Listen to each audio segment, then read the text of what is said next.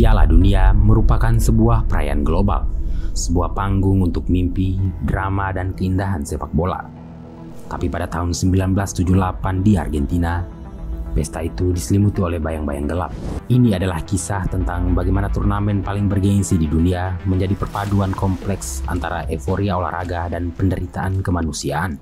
Ini adalah Piala Dunia terkotor sepanjang masa. FIFA memilih Argentina menjadi tuan rumah saat negara itu masih demokratis.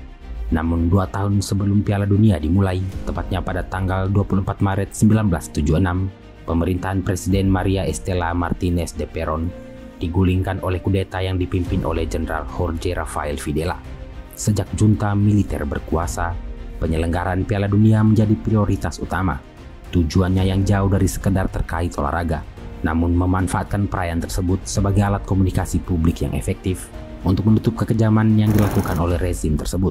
Pada saat itu, Piala Dunia bukan sekedar olahraga, tetapi alat propaganda yang kejam.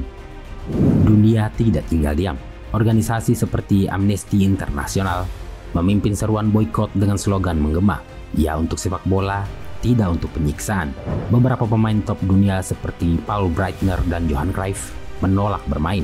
Meskipun alasan Cruyff kemudian terungkap karena insiden penculikan keluarganya, namun penolakan kala itu memperkuat sentimen boikot.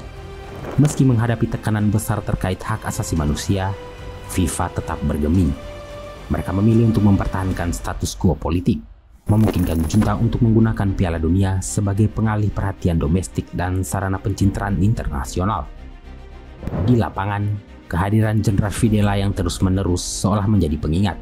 Hasil pertandingan itu penting. Manajer Hungaria bahkan mencium adanya keberpihakan wasit. Semuanya, bahkan udara, mendukung Argentina, ungkapnya. Kecurigaan itu beralasan. Saat melawan Prancis, Argentina mendapat penalti yang dipertanyakan, sementara penalti jelas untuk Prancis justru ditolak. Yang paling mencolok adalah kemenangan 6-0 Argentina atas Peru. Argentina perlu mengalahkan Peru dengan selisih 4 gol atau lebih di pertandingan terakhir babak penyisihan grup agar melampaui Brasil dalam selisih gol dan bergabung dengan Belanda di babak final. Hasil ini sangat mencurigakan, apalagi sang kiper Peru adalah kelahiran Argentina, dan terungkap foto memperlihatkan diktator Videla di ruang ganti Peru sebelum pertandingan dimulai, meninggalkan pertanyaan apakah Peru diintimidasi atau disuap agar tunduk oleh junta militer sebagai misteri abadi hingga hari ini. Jelang final, tensi memuncak. Asosiasi sepak bola Argentina berhasil melobi pergantian wasit dari Israel ke Italia dengan alasan sensitivitas politik. Tim Belanda juga diintimidasi. Urute bis yang berliku, keterlambatan disengaja tim Argentina, bahkan protes terhadap gips lengan salah satu pemain Belanda, yang semuanya bertujuan mengganggu konsentrasi mereka. Meski penuh tekanan, Argentina akhirnya menang 3-1 atas Belanda di perpanjangan waktu dipimpin oleh Mario Kempes. Kemenangan itu memicu perayaan massal di seluruh negeri. Tetapi di balik sorak-sorai itu ada kengerian. Di dalam sekolah mekanik perwira angkatan laut, pusat penyiksaan utama junta, para penjaga memutar siaran radio pertandingan, memaksa tahanan bersorak. Bagi sebagian, itu pengalihan sementara. Namun bagi yang lain, sorakan dari stadion terdekat adalah pengingat menyakitkan bahwa dunia terus berputar sementara mereka menderita. Banyak pemain Argentina, termasuk Osvaldo Ardiles, mengaku baru menyadari skala kekejaman junta jauh di kemudian hari. Beberapa seperti Ricky Villa dan Leopoldo Luque belakangan menyesal bahwa turnamen itu seharusnya tidak pernah digelar.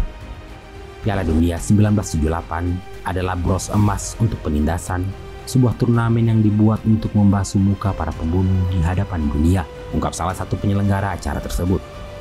Para pemain Argentina dimanfaatkan oleh propaganda kediktatoran, terutama setelah mereka memenangkan Piala Dunia.